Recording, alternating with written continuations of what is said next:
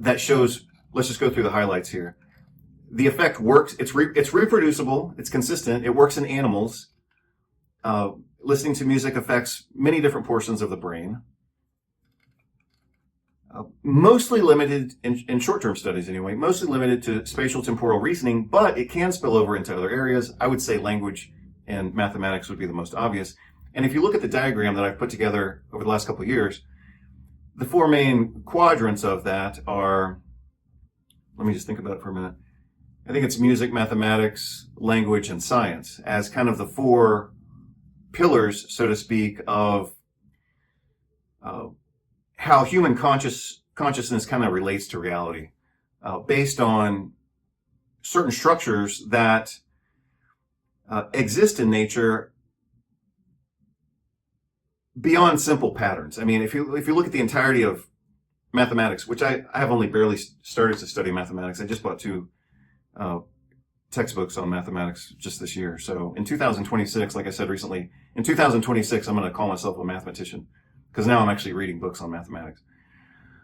But if you look at mathematics, music, language, and our appreciation of the natural sciences, all of those are patterns that humans can recognize. But they don't simply exist as patterns because we recognize them. They exist as patterns in nature, you know? So one of the things that I saw a couple of years ago, I think the author's name was Penrose, and the conversation that he was leading, it was an interview or a two-person conversation. But he asked a very interesting, or he addressed a very interesting question in that interview or that conversation. And I think what he says about mathematics could also apply to language, natural sciences, and music, if I didn't already say that. So again, the four main cornerstones are music, mathematics, language, and natural sciences. But in that particular conversation, Dr. Penrose, I presume, addresses the question, is mathematics discovered or invented? In a sense, that had to be so, because if the physical world depended so precisely on these mathematical laws, I couldn't have known what to do in a certain sense if the mathematics hadn't already been there. I mean, it's not us that imposes this on the world. It's out there. Sometimes people think that, you know, maybe the reason we have good mathematical laws of physics is that's the best way we can come to understand the world. But it's something more than that. It really is out there in the world. Well, that's the argument. Whether mathematics is invented by us, by human beings trying to impose our way of thinking on the physical world, or whether it is discovered because it's already out there and we're finding it because it's already there. Those are the two polar views. Sometimes people do argue. They say, well, you know, it's just our way of organizing the what we see about us. But I really don't think that's good enough. But if mathematics, like music, like language, like natural science, is purely an external phenomenon, obviously that's the question that he's addressing. Is it something that exists independently of human logic, or is it something that humans construct and then kind of impose on the universe? You know, so I guess one of the ways of looking at that might be the directionality of that relationship. The ancient Greeks found three relationships between notes especially pleasing. Now we call them an octave, a fifth, and a fourth. An octave is easy to remember because it's the first two notes of Somewhere Over the Rainbow. Somewhere. A fifth sounds like this. La, la. Or the first two notes of Twinkle, Twinkle, Little Star. And a fourth sounds like la, la. You can think of it as the first two notes of Here Comes the Bride. In the 6th century BCE, the Greek philosopher Pythagoras is said to have discovered that those beautiful musical relationships were also beautiful mathematical relationships by measuring the lengths of the vibrating strings. In an octave, the string lengths create a ratio of 2 to 1. In a fifth, the ratio is 3 to 2, and in a fourth, it is 4 to 3. seeing a common pattern throughout sound, that could be a big eye-opener of saying, well, if this exists in sound, and if it's true universally through all sounds, this ratio could exist universally everywhere, right? And doesn't it? Pythagoreans worshiped the idea of numbers. The fact that simple ratios produced harmonious sounds was proof of a hidden order in the natural world, and that order was made of numbers. A profound insight that mathematicians and scientists continue to explore to this day. Music matters for the mind in two important ways. First, quantitatively, because we generally spend hours and ultimately years listening to music, either directly, attentively, or passively, whether we choose it, or if it is in the background and ambiance of other settings, such as while working, shopping, eating, and exercising. As such, musical patterns, and especially any accompanying lyrics, eventually become hardwired into our neural brain circuitry and thereby influence our perspectives, mood, and abilities as an extension of the Mozart effect. Second, qualitatively because of the aforementioned rewiring of the brain depending on the quality, complexity, and cleanliness, when instrumental or contamination, with lyrics of the music. Occasionally, we are seduced by tonality that carries new ideas in the accompanying lyrics, and this eventually forces us to change our perspectives and thereby change our lives. Dr. Alex Vasquez, January 2026. Mas quem nada sai da minha frente que eu quero passar, pois o samba já animado, o que eu quero é samba. Este samba que é misto de maracatu, é samba de preto veio, samba de preto. Mas quem nada, samba como este tão legal, você não vai querer que eu chegue no final. Music matters for the mind in two important ways. First, quantitatively, because we generally spend hours and ultimately years listening to music, either directly, attentively, or passively, whether we choose it, or if it is in the background and ambiance of other settings, such as while working, shopping, eating, and exercising. As such, musical patterns, and especially any accompanying lyrics, eventually become hardwired into our neural brain circuitry and thereby influence our perspectives, mood, and abilities as an extension of the Mozart effect. Second, qualitatively because of the aforementioned rewiring of the brain depending on the quality, complexity, and cleanliness, when instrumental or contamination, with lyrics of the music.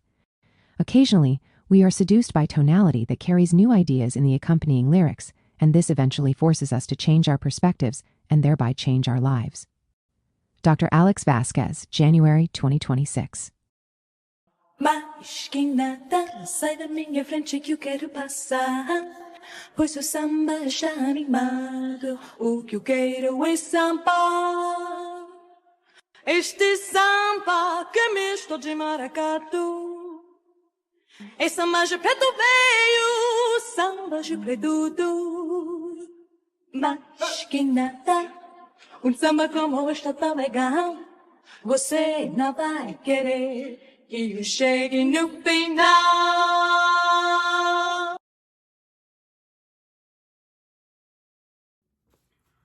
Good morning, everybody. Dr. Vasquez coming to you live, and today we are going to talk about music.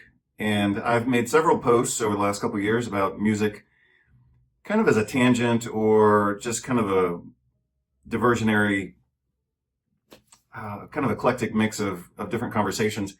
But today I'm actually going to provide a little more structure to that conversation because when I was looking at, I was in a conversation by email with one of my favorite musicians who I'll mention in a few minutes. And in the course of that conversation, I was telling him my way of appreciating music, obviously as a listener and nowhere near a professional musician, of course. But I was telling this very accomplished musician about certain perspectives I had and some of the research that supported that perspective. And then, of course, I started looking at the research more, and for that reason, we're having this conversation right now. So one of the articles of several that I looked at the other day was this one that I'm going to review right now, and this is going to be kind of the centerpiece of today's conversation. This article obviously appropriately titled The Mozart Effect. That's kind of the basis for this concept and the things that I'm going to talk about within that concept and then kind of extend from there. This article is really good. It's maybe about 3 pages, published in the Journal of the Royal Society of Medicine, April 2001. So I'm going to provide a reading of that article kind of in the middle of this conversation. So I'm going to introduce a few topics, then we'll take a look at the entirety of the article. And then I'll give you, some of my deeper, perhaps, perspectives. I haven't prepared this particular conversation, even though I have a few ideas kind of floating around in my head. And that's going to be, obviously, somewhat of a task to kind of herd those cats into something that appears to be a linear conversation. So I had good and bad luck in my youth, as I assume most of us did. But one stroke of good luck occurred when I was living in Houston, Texas. I was about 20 or 21 years old. And, back in the day, especially in Houston, Texas, which has got to be one of the most boring cities in the world, I remember some Friday night or Saturday night, I assume, I went out with my friends and we went to a record store. And back in the day, this would have been 1991-ish. It was between 1991 or 1992, because I remember having a conversation about this in 1992, so it obviously had to happen before then. So 1991 or 1992, I'm just out with the guys, and we went to a music store. And, back in the day, we bought physical records, like disc records, or we bought audio cassettes. In fact, I might even I do have an audio cassette, but it's in my other piece of furniture. And the technology wasn't such that we could sample a piece of music before we bought it. We just had to buy it and hope that it turned out to be okay. So, whatever. I'm walking down the aisles of this music store and they've got records in one section and then audio cassettes in another section. Some of you might not even know what an audio cassette is because it's not really technology that anybody uses anymore. I'll show you what an audio cassette is. For those of you who don't know, I think I have one over here. Yeah. So here's an audio cassette, which I have likewise, I've carried this around now for 25 years, this audio cassette. So like I was saying, back in the day, when we went to buy music, we either had to know something about it or we just had to go for luck. And so I still remember, this was a record store on a big street in Houston, Texas called Westheimer. And I remember coming down the aisle, I made a turn to the left, and in front of me was an audio cassette titled Primal Magic by Struns and Farah. And I didn't know anything about them. I had no way of sampling the music. I had no way of being, previously exposed to that music. But I just looked at the cassette, and it had a pretty picture on the cover. And back in the day, that's what we did. And that's how we purchased music. So I ended up buying, not this particular cassette, but a cassette of their music. And I have to say that changed my life. So again, I was more or less 20 years old, 21 maybe, but between 20 and 21. And so that was a musical experience that I had. I'll talk about it more in this conversation. That was a musical event, so to speak, for me. Actually, I had 3 musical events around that time. But that was one of them that really changed my life.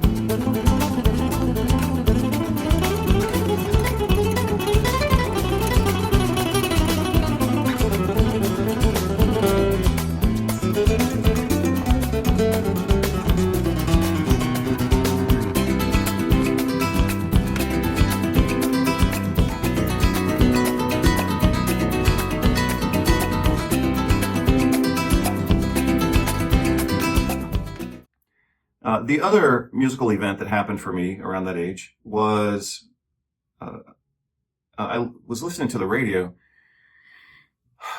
And they played a song by the Sundays, and they were a quartet, as I recall, from the UK. And I remember liking one of their songs, and then I actually called I think I called the DJ. That's what we did back in the day, you know. And I said, "Hey, you just played this song, and I want to buy it. I want to know more about it and who it was." And they said, "Oh, that was the Sundays." And so I ended up buying it. I bought a used CD of their music, as I recall, and at a place called Record Rack, which was also on Lower Westheimer. And that also changed my life.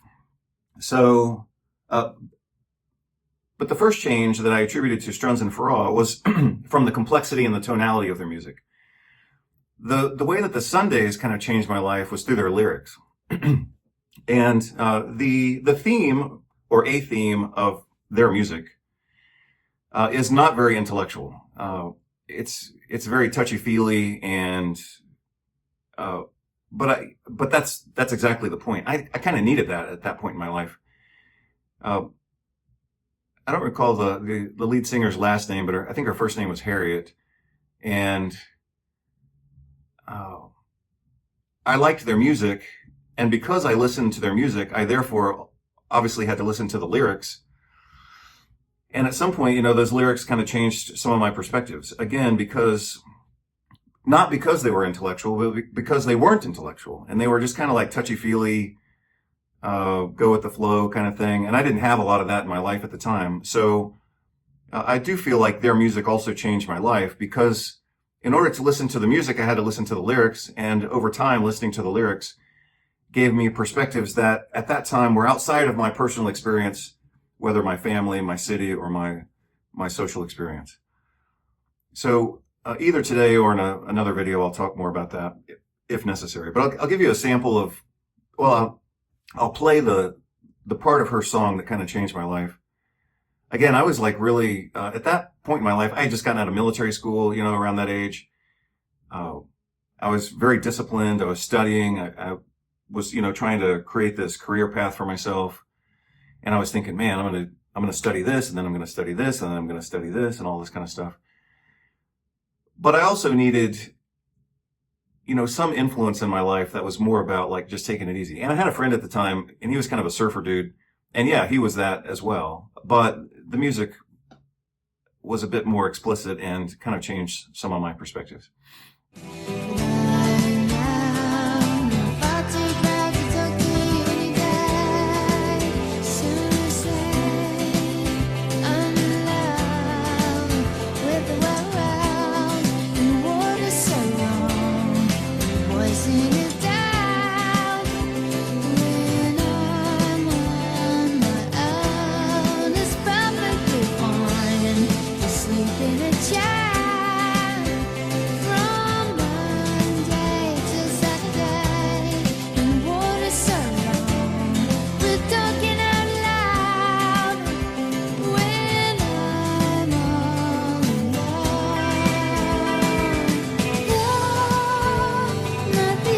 The other event that I just thought of while I was already in this conversation is around 1991 or 1992, the Lollapalooza Festival came to Texas, and they played 2 consecutive days in Dallas, Texas. And I went to that. I bought a ticket, 2 tickets, one for myself and another for a friend of mine who ended up not coming. He was living in Georgia at the time, or Alabama. So I bought a ticket for him. He couldn't make it. So I ended up using the tickets myself. But I drove myself from Houston to Dallas, went to the concert, and then drove myself home that night. But that was also kind of a life-changing event for me because, again, coming from kind of the restricted social environment of Houston, Texas, including my family there, that was a life-changing event for me because it was the first time I'd ever seen like people just kind of exuberantly happy. And then pretty soon thereafter, I would see the same thing in Seattle, Washington, and a trip that I made there. I've talked about that before, but I guess those are from my own experience, 3 ways that I think about music in terms of like music as something that can actually change your life, or in this case, change my life. One is through the structure of the music itself, and that's what I get from Strunz and Farrar, and I have gotten it consistently for 30 years, I guess, 30 years of my life. And I will always appreciate that and respect that has happened. The other way, beyond the structure and the tonality or complexity of music or the structure of the music, is the influence of lyrics, you know? Because if I like a song or if you like a song, we're going to listen to the song. And if it has certain lyrics, we have to be aware of what those lyrics are telling us. You know, in my case, I was aware of it and I wanted what the lyrics were telling me, even though I wasn't really at that time like fully prepared to live those lyrics per se. I was aware that the lyrics represented for me something I didn't have in my own social experience. And so it was a way of being exposed to new ideas that could pose some benefit, but could also pose some risk, you know, because, you know, any idea can be risky if taken out of context or if misapplied, I suppose, or if applied in an imbalanced way. But what I did need at my time in that life was just to be a little lighter, and that's what that music helped me achieve. And the third part of my musical experience or musical awakening or whatever was just seeing the effect that a musical environment could have on people and just letting them be happy. So for me, that I'd never seen anything like that, you know, like this wild music festival with like Henry Rollins, who's also had a lot of influence on me when I was younger. But it was Henry Rollins, Jane's Addiction, Ice-T, a group called Fishbone. And yeah, it was just a wild, happy, free music festival. Ugly. You and me. You see the real me.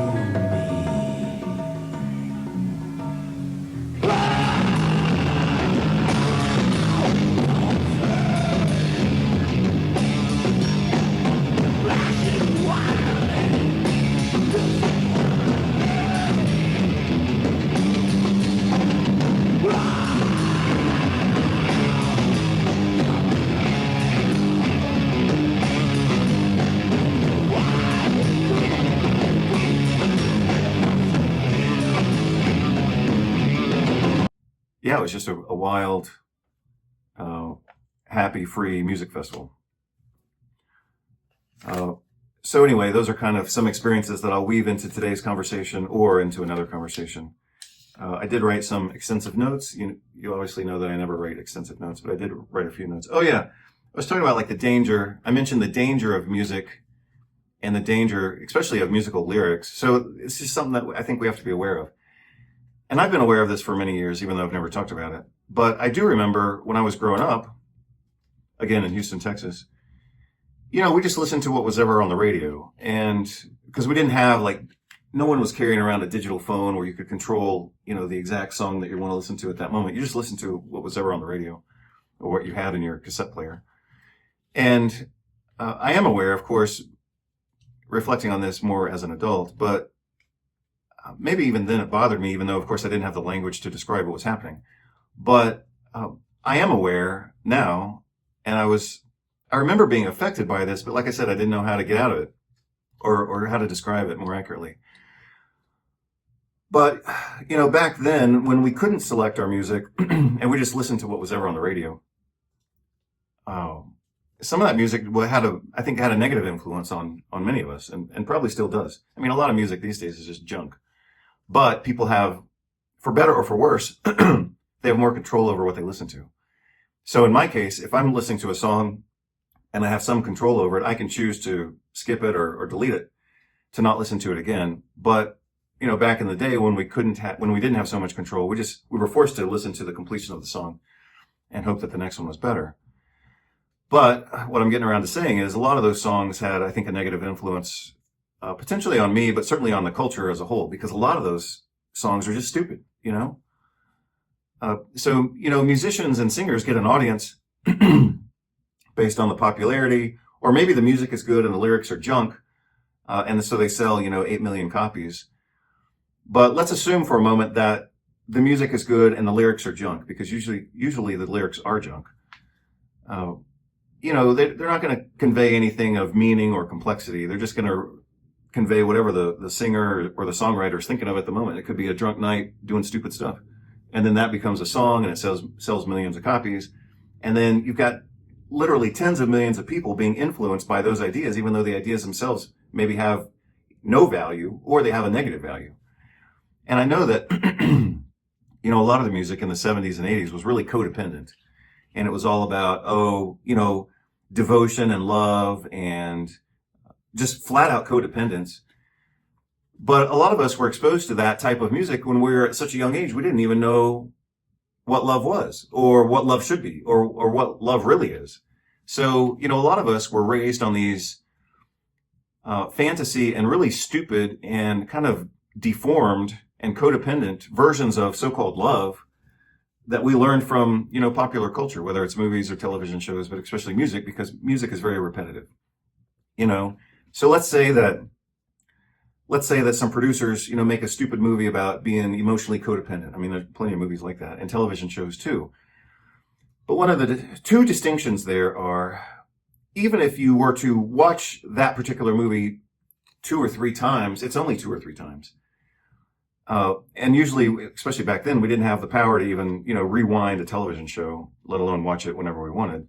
But with music, we can be exposed to a given song hundreds of times. And if it has, socially dysfunctional lyrics, let's say, or codependent lyrics, then we're going to be exposed to it and exposed to it and exposed to it. And it can influence the way that we think about things, just in terms of volume of repetition, but also the fact that it has music, obviously in the background.